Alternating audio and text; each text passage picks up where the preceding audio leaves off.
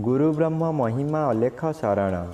नमस्कार दर्शक वृंद, आपण मानंकु आजिर राशिफल कार्यक्रम मु एस कुमार स्वागत जनाऊँगी। प्रतिदिन निजर राशिफल जानिबा पाई गुरुकृपा यूट्यूब चैनल को सब्सक्राइब करंतु और पाखरे थिबा बेल आइकन को प्रेस करी ऑल नोटिफिकेशन ऑन करी दियंतु, जहा फलरे आमे जेतेबेले वीडियो अपलोड करिवो प्रथमे आपण वीडियो देखि पारिबे। आमर एही वीडियो रे आपण संपूर्ण पंचांग सहित मेष ठारू मीन पर्यंत 12 गोटी राशिर राशिफल विषय रे जानि पारिबे। वीडियो को दयाकरी शेष पर्यंत देखंतु। वीडियोटी भल लागिथिले वीडियो को लाइक करंतु एवं आपणक प्रियजन पाखु शेयर करी जणांतु। एबे आसंतु जानिबा आज दिनर संपूर्ण पंचांग विषय। आज 2024 मसीहा जून मास 15 तारिख शनिवार, दिल्ली स्वराब्द सन 1431 साल, स्वाधीन भारताब्द 77 वर्ष, महिमाद 197 वर्ष। उत्कल गजपति श्री श्री गजपति दिव्यसिंहदेव महाराजांकर 67 अंक। सौरस्व आषाढ़ मास 1 दिन, रज संक्रांति। चांद्रमते ज्येष्ठ शुक्ल पक्ष नवमी तिथि, रात्रि 1 घंटा 37 मिनिट पर्यंत। आजिर सूर्योदय विरजा क्षेत्र को 5 घंटा 9 मिनिट, मिथुन लग्न सुनुदंड एकलिता गते उदय। आजिर सूर्यास्त विरजा क्षेत्र को 6 घंटा 21 मिनिट, धनु लग्न सुनुदंड पांचलिता गते अस्त। आज कन्या चंद्र 60 दंड, उत्तरा फाल्गुनी नक्षत्र दिबा 8 घंटा 1 मिनिट पर्यंत। एहा परे हस्ता नक्षत्र। आज जन्मित शिशुर कन्या राशि शूद्रवर्ण नरगण, दिबा 8 घंटा 1 मिनिट गते देवगण। आज मृत व्यक्तिर 2 पाद पुष्कर दोष, दिबा 8 घंटा 1 मिनिट गते 1 पाद पुष्कर दोष। निषिद्ध खाद्य आज लाउ भोजन निषेध अटे एवं संक्रांति सकाशे आमिष भोजन निषेध अटे। आजिर अमृत योग अपराह्न 3 घंटा 40 मिनिट गते 6 घंटा 21 मिनिट मध्ये। अस्तरु रात्रि 7 घंटा 47 मिनिट मध्ये। रात्रि 12 घंटा 19 मिनिट गते 1 घंटा 34 मिनिट मध्ये एवं रात्रि 3 घंटा गते शेष रात्रि 5 घंटा 9 मिनिट मध्ये। आजिर महेन्द्र योग प्रातरु दिबा 6 घंटा 3 मिनिट मध्ये एवं दिबा 9 घंटा 45 मिनिट गते 12 घंटा 9 मिनिट मध्ये।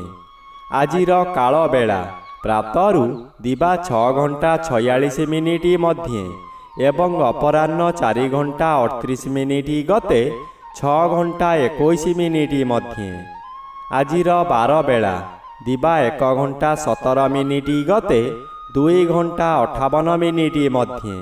आजिर काल रात्रि अस्तरु रात्रि 7 घंटा 41 मिनिट मध्ये एवं शेष रात्रि 3 घंटा 50 मिनिट गते 5 घंटा 9 मिनिट मध्ये। आजिर राहु काल पूर्वाह्न 9 घंटा ठारू 10 घंटा 30 मिनिट मध्यरे। आज वृष राशिर घात चंद्र दिबा 8 घंटा 1 मिनिट गते वृष राशिर घात नक्षत्र। सिंह राशिर घात तिथि। वृष राशि, सिंह राशि और कन्या राशिर घात 12।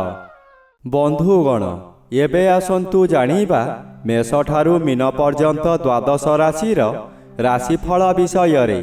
राशिचक्रर प्रथम राशि मेष राशि। आज मेष राशि जन्मित व्यक्ति मानक सकाशे षष्ठ चंद्र आंशिक बाधा प्राप्त अछंती, कम शुभ फल प्रदान करिबे। तृतीय स्थान रे रवि गोचर करूछंती, यह आपणक सकाशे वरदान सदृश हेब। यही समय रे परिवार मध्यरे हस खुशीर वातावरण खेलीजिब। विगत दिन मानकरे आपण प्रत्येक कार्य फेल मारिथिले ଏବେ ଯେଉଁ କାର୍ଯ୍ୟ କରିବାକୁ ଆଗ୍ରହ ପ୍ରକାଶ କରିବେ ତହିଁରେ ସଫଳତା ନିଶ୍ଚୟ ମିଳିବ। ପାଖରେ ଅର୍ଥର ଅଭାବ ରହିବ ନାହିଁ। ରାଶିଚକ୍ରର ଦ୍ୱିତୀୟ ରାଶି ବୃଷ ରାଶି। ଆଜି ବୃଷ ରାଶି ଜନ୍ମିତ ବ୍ୟକ୍ତିମାନଙ୍କ ସକାଶେ ଦ୍ୱିତୀୟର ବି ବାଧାପ୍ରାପ୍ତ ଅଛନ୍ତି, ଅଶୁଭ ଫଳ ପ୍ରଦାନ କରିବେ ନାହିଁ। କିନ୍ତୁ ଆଜି ଘାତଚନ୍ଦ୍ର, ଘାତ ନକ୍ଷତ୍ର ଓ ଘାତବାର ଭୋଗ ହେଉଥିବାରୁ ଅତି ଅଶୁଭ ଫଳ ମିଳିବ।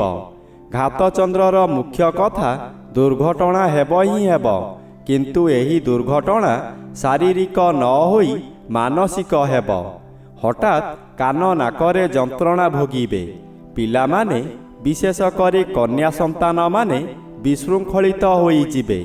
ଆପଣ ନିଜ କ୍ରୋଧକୁ ନିୟନ୍ତ୍ରଣ କରିବା କାଠିକର ପାଠ ହୋଇଯିବ।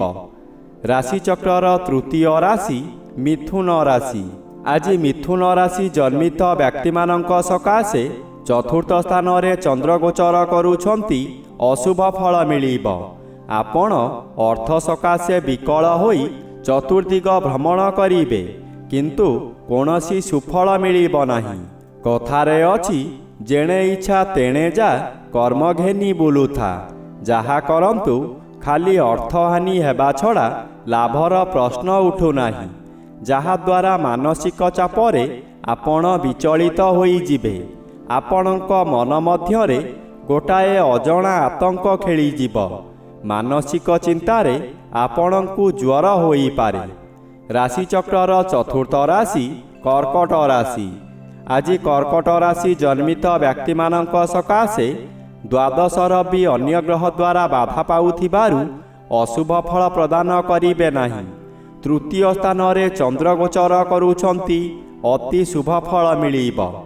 ଆପଣଙ୍କର ଏହି ସମୟରେ ବହୁ ଚେଷ୍ଟା କରି ବାରମ୍ବାର ବିଫଳ ହେଉଥିବା କାର୍ଯ୍ୟ ହଠାତ୍ ଆପଣଙ୍କ ସପକ୍ଷରେ ଯିବ।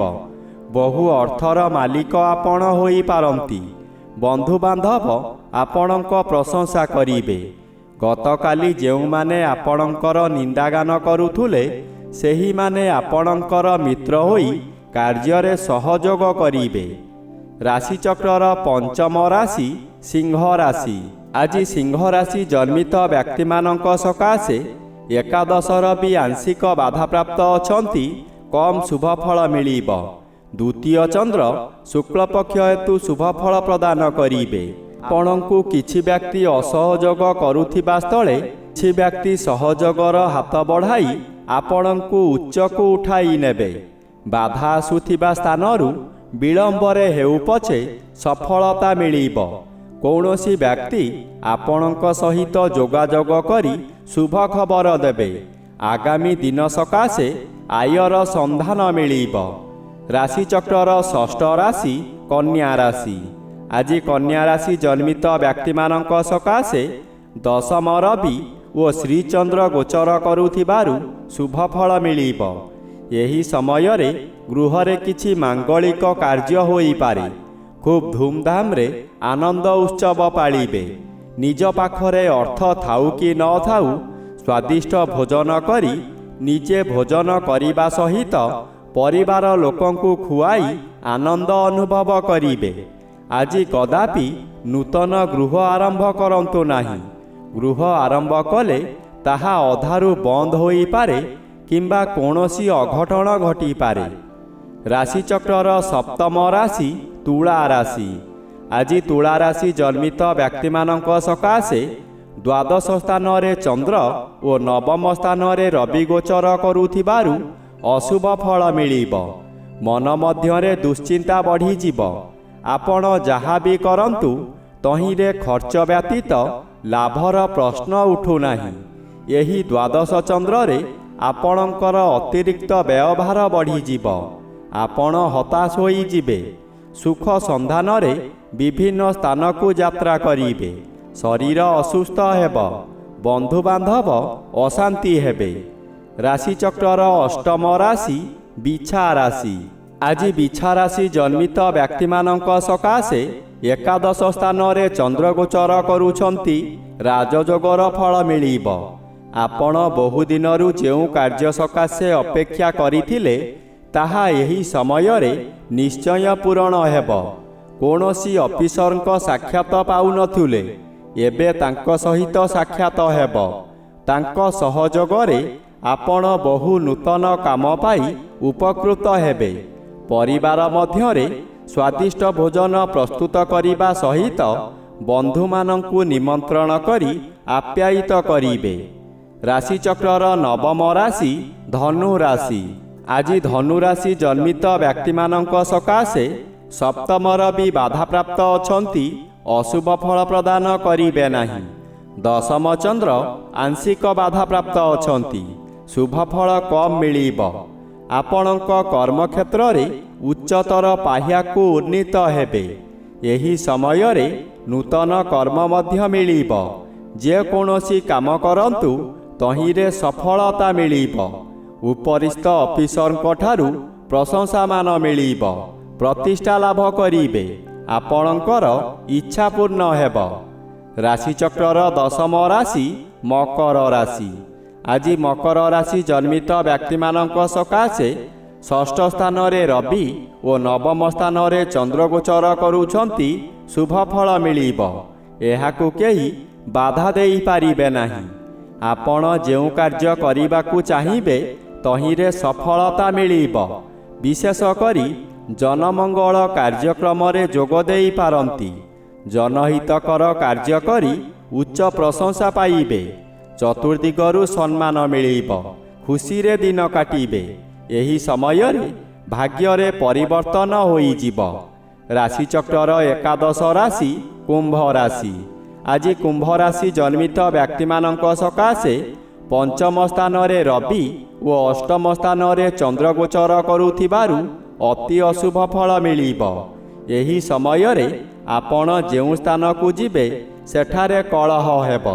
ବିଭିନ୍ନ ପ୍ରକାରର କ୍ଷତି ହୋଇ ଆପଣଙ୍କ ମଥା ବିଚଳିତ ହୋଇଯିବ। ରାସ୍ତାରେ ଯିବା ସମୟରେ ଆପଣ ଅନ୍ୟମନସ୍କ ହୋଇପାରନ୍ତି। ସାବଧାନ ନ ରହିଲେ ଯାନବାହନ ଦୁର୍ଘଟଣାକୁ ଏଡ଼ାଇ ଦେଇ ହେବ ନାହିଁ। ହଠାତ୍ ସବୁ ଘଟିଯିବ। ଆପଣ କି କର୍ତ୍ତବ୍ୟମୂଢ଼ ହୋଇଯିବେ। ରାଶିଚକ୍ରର ଦ୍ୱାଦଶ ବା ଶେଷ ରାଶି ମୀନ ରାଶି।